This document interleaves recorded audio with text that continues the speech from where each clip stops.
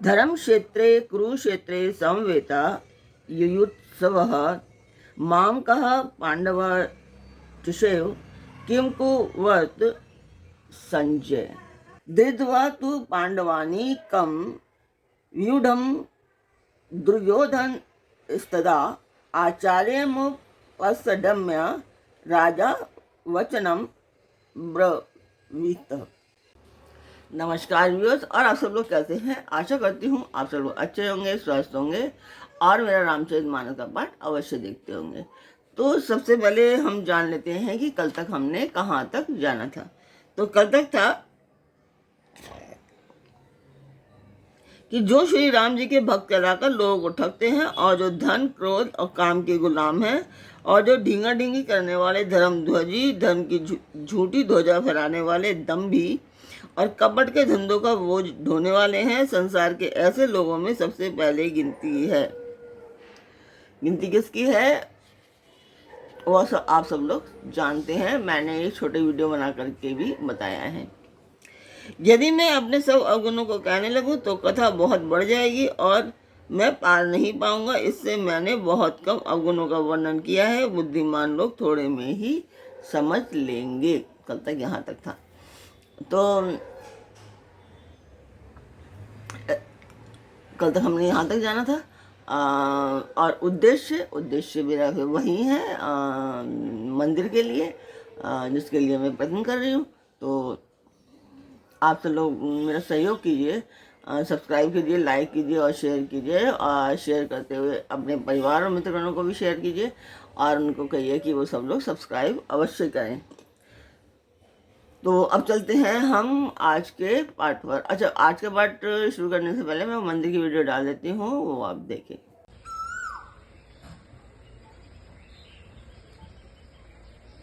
दो जो श्लोक मैंने भागवत गीता से लिए थे, मैं उसका हिंदी रूपांतरण बताती हूँ कि संजय क्या कहते हैं। धृतराष्ट्र बोले, हे संजय, धर्म भूमि कुरुक्षेत्र में एकत्रित युद्ध की इच्छा वाले मेरे और पांडु के पुत्रों ने क्या किया? धृतराष्ट्र संजय से सवाल कर रहे हैं। संजय बोले, उस समय राजा दुर्योधन ने व्यूहरचना युक्त पांडवों की सेना को देखकर और द्रोणाचार्य के पास जाकर यह वचन कहे थे। अभी इसके आगे कल बात होगी। मंदिर की वीडियो मैंने डाली थी, आप लोगों ने देखी होगी। आप लोग मुझे बताएं कि आपको मेरा पाठ कैसा लगता है और जो पहले वाला था वो कैसा लगा, और जो अभी हिंदी रूपांतरण है आपको वो कैसा लग रहा है, आपको समझ में आ रहा है, आपको आनंद दे रहा है, जैसा भी है आप मुझे बता सकते हैं। आप मुझे ज़रूर बताएं। तो अब शुरू करते हैं आज का पाठ। स्वागत करती हूँ मैं आप सभी का अपने इस कार्यक्रम रामचरितमानस के बालकांड पाठ में। तो शुरू करते हैं। मेरे अनोखे प्रकार की विनती को समझकर कोई भी इस कथा को सुनकर दोष नहीं देगा। इतना पर भी जो शंका करेंगे वे तो मुझसे भी अधिक मूर्ख और बुद्धि के कंगाल हैं। मैं ना तो कवि हूँ ना चतुर कहलाता हूँ। अपनी बुद्धि के अनुसार श्री राम जी के गुण गाता हूँ। कहाँ तो श्री रघुनाथ जी के अपार चरित्र, कहाँ संसार में आसक्त मेरी बुद्धि। जिस हवा से सुमेरु जैसे पहाड़ उड़ जाते हैं, कहिए तो उसके सामने रुई किस गिनती में है। श्री राम जी की असीम प्रभुता को समझकर कथा रचने में मेरा मन बहुत हिचकता है। सरस्वती जी, शेष जी, शिव जी, ब्रह्मा जी, शास्त्र, वेद और पुराण ये सब नेति नेति कहकर पार नहीं पाकर ऐसा नहीं कहते हुए सदा जिनका गुणगान किया करते हैं। यद्यपि प्रभु श्री राम जी को प्रभुता को सब ऐसी अकथनीय ही जानते हैं, तथापि कहे बिना कोई नहीं रहा। इसमें वेद ने ऐसा कारण बताया है कि भजन का प्रभाव बहुत तरह से कहा गया है, अर्थात भगवान की महिमा का पूरा वर्णन तो कोई नहीं कर नहीं सकता, परंतु जिससे जितना बन पड़ा उतना भगवान का गुणगान उसको करना चाहिए, क्योंकि भगवान के गुणगान रूपी भजन का प्रभाव बहुत ही अनोखा है। उसका नाना प्रकार से शास्त्र में वर्णन है। थोड़ा सा भी भगवान का भजन मनुष्य को सहज ही भव सागर से तर देता है। जो परमेश्वर एक है, जिनके कोई इच्छा नहीं है, जिनका कोई रूप और नाम नहीं है, जो अजन्मा सच्चिदानंद और परम धाम है और जो सब में व्याप्त एवं विश्व रूप है, उनकी भगवान ने दिव्य शरीर धारण करके नाना प्रकार की लीला की है। वह लीला केवल भक्तों के हित के लिए ही है, क्योंकि भगवान परम कृपालु हैं और शरणागत के बड़े प्रेमी हैं, जिनकी भक्तों पर बड़ी ममता और कृपा है, जिन्होंने एक बार जिस पर कृपा कर दी उस पर फिर कभी क्रोध नहीं किया। वे प्रभु श्री रघुनाथ जी की गई हुई वस्तु को फिर प्राप्त कराने वाले, गरीब निवास, दीनबंधु, सरल स्वभाव, सर्वशक्तिमान और सबके स्वामी हैं।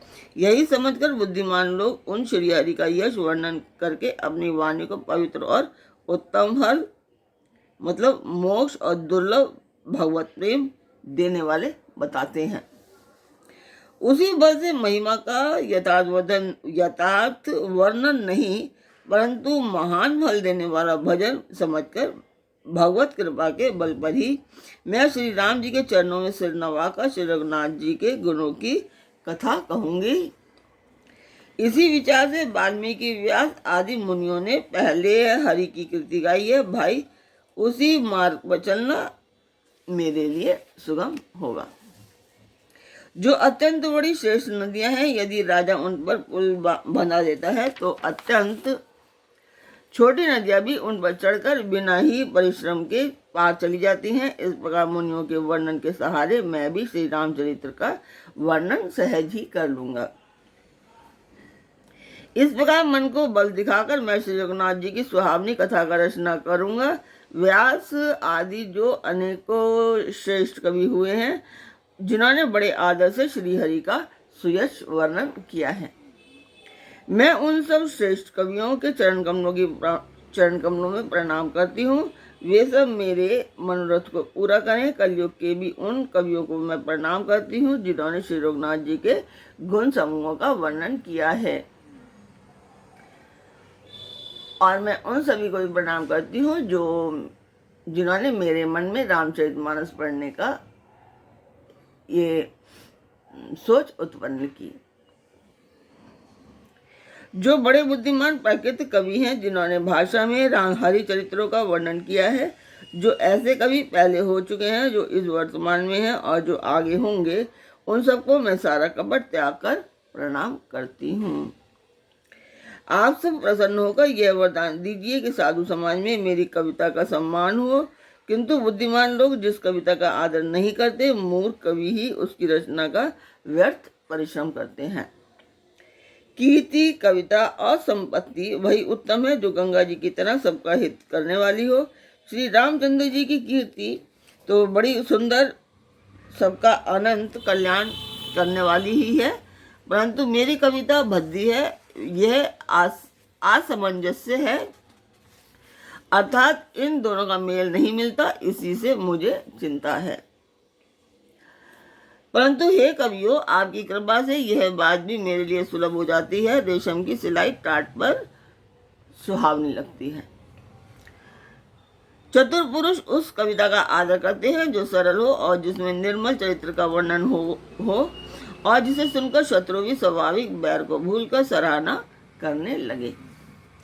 ऐसी कविता बिना निर्मल बुद्धि के होती नहीं, और मेरे बुद्धि का बल बहुत ही थोड़ा है, इसलिए बार बार निहोरा करती हूँ कि हे कवियों, आप कृपा करें जिससे मैं हरि यश का वर्णन कर सकूं। कवि और पंडितगण, आप जो रामचरित्र रूपी मानसरोवर के सुंदर हंस हैं, मुझ बालक की विनती सुनकर और सुंदर रुचि देखकर मुझ पर कृपा करें। मैं उन वाल्मीकि मुनि के चरण कमलों की वंदना करती हूँ, जिन्होंने रामायण की रचना की है, जो खर राक्षस सहित होने पर भी खर कठोर से विपरीत बड़ी कोमल और सुंदर है, और जो दूषण राक्षस सहित होने पर भी दूषण अर्थात दोष से रहित है। मैं चारों वेदों की वंदना करती हूँ, जो संसार समुद्र के पार होने के लिए जहाज के समान है, तथा जिन्हें श्री रघुनाथ जी का निर्मल यश वर्णन करते स्वप्न में भी खेद नहीं होता। मैं ब्रह्मा जी के चरण रज की वंदना करती हूँ, जिन्होंने भवसागर बनाया है, जहाँ से एक और संत रूपी अमृत, चंद्रमा और कामधेनु निकले, और दूसरी ओर दुष्ट मनुष्य रूपी विष और मदिरा उत्पन्न हुए। देवता, ब्राह्मण, पंडित, ग्रह, इन सब के चरण कमलों की वंदना करके हाथ जोड़कर कहती हूँ कि आप सब प्रसन्न होकर मेरे सारे सुंदर मनोरथों को पूरा करें। फिर मैं सरस्वती जी और देव नदी गंगा जी की वंदना करती हूँ। दोनों पवित्र और मनोहर चरित्र वाली हैं। एक गंगा जी स्नान करने और जल पीने से पापों को हरती है और दूसरी सरस्वती जी गुण और यश कहने और सुनने से अज्ञान का नाश कर देती हैं। श्री महेश और पार्वती जी को मैं प्रणाम करती हूँ, जो मेरे गुरु और माता पिता हैं, जो दीन बंधु और नित्य दान करने वाले हैं, जो सीतापति श्री रामचंद्र जी के सेवक, स्वामी और सखा हैं तथा मुझ तुलसीदास का सब प्रकार से कपट रहित हित करने वाले हैं। जिन शिव पार्वती ने कलयुग को देखकर जगत के हित के लिए शावर मंत्र समूह की रचना की, जिन मंत्रों के अक्षर बेमेल हैं, जिनका ना कोई ठीक अर्थ होता है और ना जप ही होता है, तथापि श्री शिव जी के प्रताप से जिनका प्रभाव प्रत्यक्ष है, वे उमापति शिव जी मुझ पर प्रसन्न होकर श्री राम जी की इस कथा को आनंद और मंगल की मूल उत्पन्न करने वाली बनाएंगे। इस प्रकार पार्वती जी और शिव जी दोनों का स्मरण करके और उनका प्रसाद पाकर मैं चाव भरे चित्त से श्री राम जी का वर्णन करती हूँ। मेरी कविता श्री शिव जी की कृपा से ऐसी सुशोभित होगी जैसे तारागणों के सहित चंद्रमा के साथ रात्रि शोभित होती है।